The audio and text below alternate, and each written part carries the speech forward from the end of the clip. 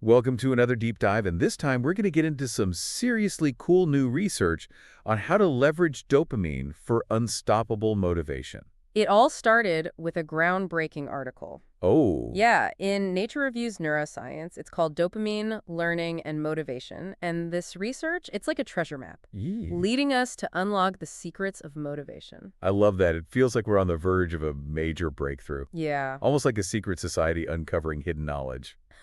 But don't worry, we're going to share everything with you. So what's the big reveal? What makes this research so groundbreaking? Well, for a long time, we thought dopamine was just about pleasure and reward, right? Right. But this research, it goes deeper. It's showing us that dopamine, it's actually the driving force behind motivation and learning, like the engine that propels us toward our goals. So it's not just about feeling good. It's about the drive to achieve those good feelings. Exactly. That makes so much sense. We all know the feeling of wanting something, but this explains the science behind that desire. Yeah, dopamine is like the currency of motivation in your brain. It's what pushes you to take action and strive for the things you want. And the more you understand how this currency works, the better you can manage your own motivational economy. Okay, I'm hooked. Tell me more about how this dopamine-driven motivation system actually works. Okay, so imagine you're playing a game and you score a point. Okay? Your brain releases a burst of dopamine, Uh-huh. making you feel good and encouraging you to keep playing. That's dopamine reinforcing the connection between the action scoring a point and the reward feeling good. So the next time you play, you're more motivated to try and score again because your brain remembers that dopamine hit. Yeah, It's like training your brain to crave those little wins. exactly. And the same principle applies to any goal that you're trying to achieve. Every time you take a step towards your goal and you experience a positive outcome, your brain releases dopamine, strengthening that motivational pathway. So even small wins can trigger a dopamine release, building momentum and motivation over time. That's incredibly empowering. It means we have much more control over our motivation than we might think. Absolutely. And this is where the concept of setting small, achievable goals becomes so powerful. Remember, each time you check something off your list, no matter how small, you're giving your brain a little dopamine reward, reinforcing that sense of accomplishment, propelling you forward. It's almost like a game, but instead of points, we're earning dopamine hits.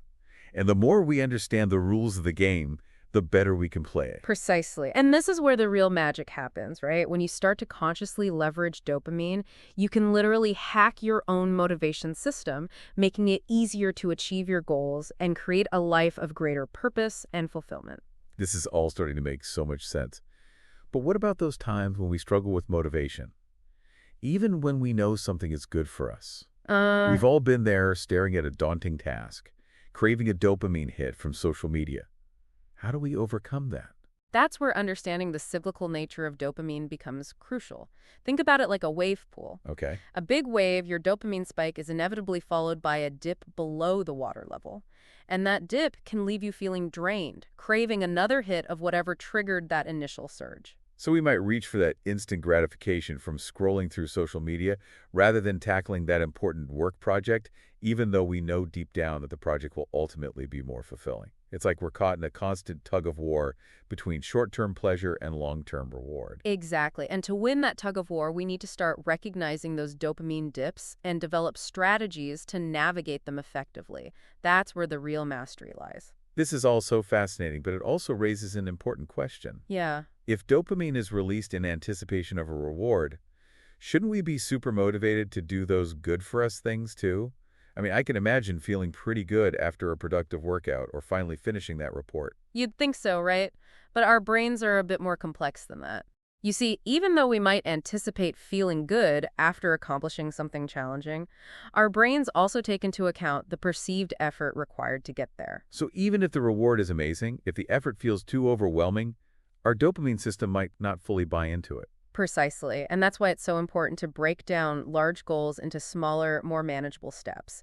It's about reducing the perceived effort and allowing your dopamine system to get on board with each incremental win. Okay, so we need to make those good for us things feel less daunting and more rewarding. Yeah. That makes a lot of sense.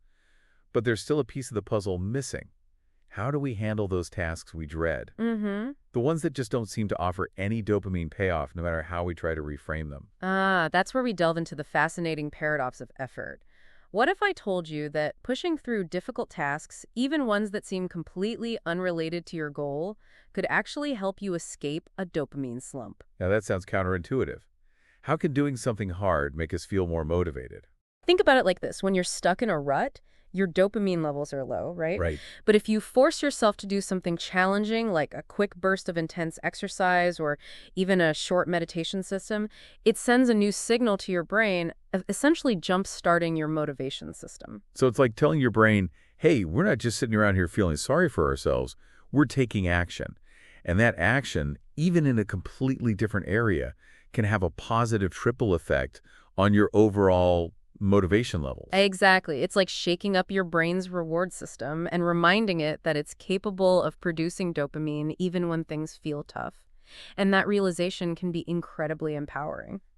Welcome back to our deep dive. Yes, into the incredible world of dopamine. That's right. We've been uncovering some seriously fascinating research on how this brain chemical drives motivation and how we can actually leverage it to achieve our goals. And now it's time to shift gears Okay? and explore some practical strategies you can start using today to boost your dopamine naturally and hack your own motivation system. Okay, I'm ready for action. What are some simple things people can do to give their dopamine levels a boost without resorting to those quick fixes that ultimately backfire? Well, one powerful strategy we've touched on is the power of setting small, achievable goals. Right. Every time you check something off your list, your brain releases dopamine, creating a sense of accomplishment and reinforcing that motivation loop. It's like giving yourself a mini dopamine reward Yeah, for each step you take towards your bigger goals. precisely. And here's where we can get even more strategic. A technique I find incredibly helpful is using what I call environmental triggers. Environmental triggers. Yeah. I'm intrigued. Tell me more. It's about consciously setting up your surroundings to make it easier to engage in the behaviors you want to encourage. Okay. For example, if you're trying to make exercise a regular habit, you might lay out your workout clothes the night before. Oh, okay. So they're staring you in the face when you wake up. It's like removing the friction Yeah. from those positive actions, Right. making it more likely that you'll follow through. Exactly. Or if you're trying to eat healthier, you might stock your fridge with fresh fruits and vegetables and keep those tempting snacks out of sight. So it's not just about willpower, it's Uh-huh. about creating an environment that supports your goals. Absolutely. And here's another tip.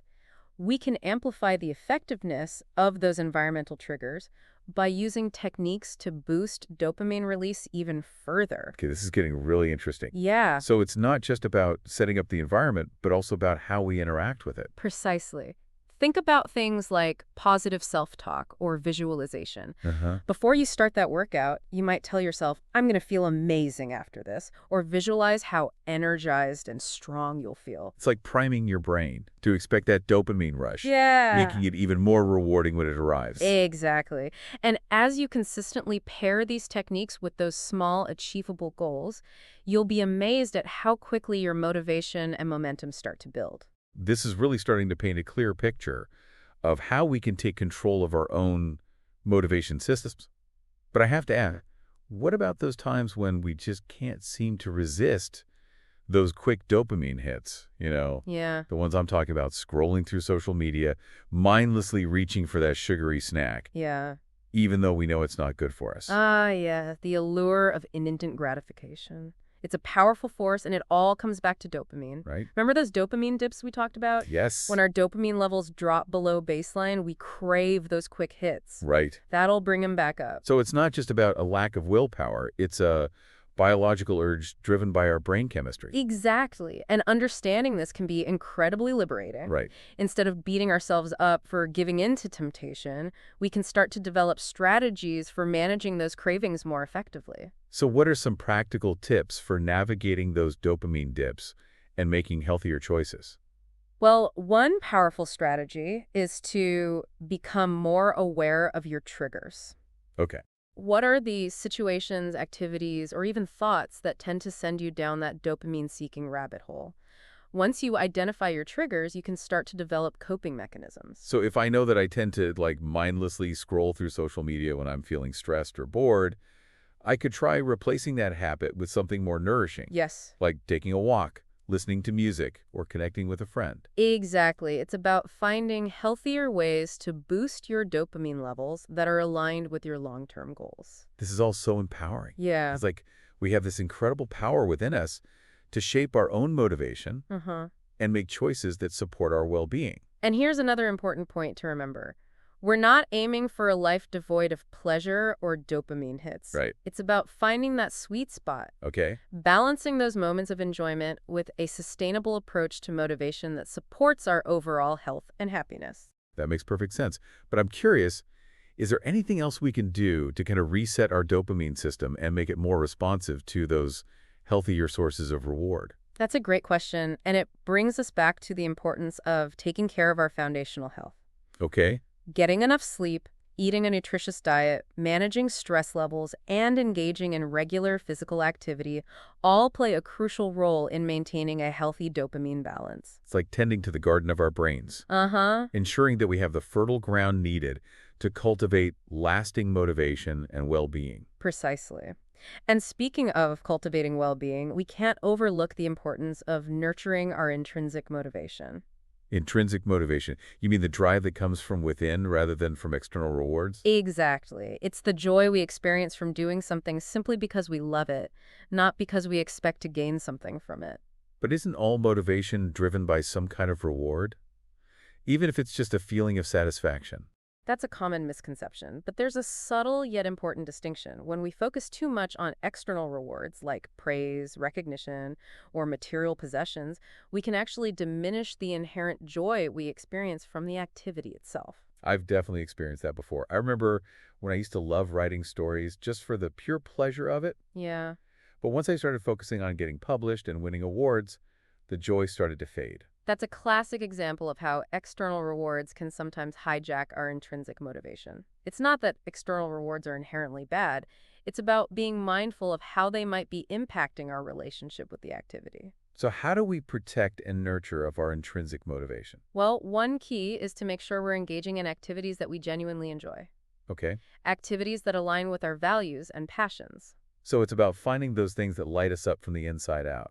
Exactly. And it's also about shifting our focus from the outcome to the process. When we're fully present and engaged in the moment, we're more likely to tap into that sense of flow and intrinsic satisfaction. That makes so much sense. It's about savoring the journey, not just chasing the destination. Precisely. And when we cultivate that mindset, we create a more sustainable and fulfilling source of motivation, one that's not dependent on external validation or fleeting dopamine hits. This has been such an eye-opening exploration of the complexities of dopamine and motivation, but I have a feeling we're just scratching the surface. Absolutely. There's so much more to discover about this incredible brain chemical and its impact on our lives. I can't wait to dive even deeper in our next episode. Me too. But before we wrap up this part of our journey, I want to leave our listeners with one final thought-provoking question. I'm all ears.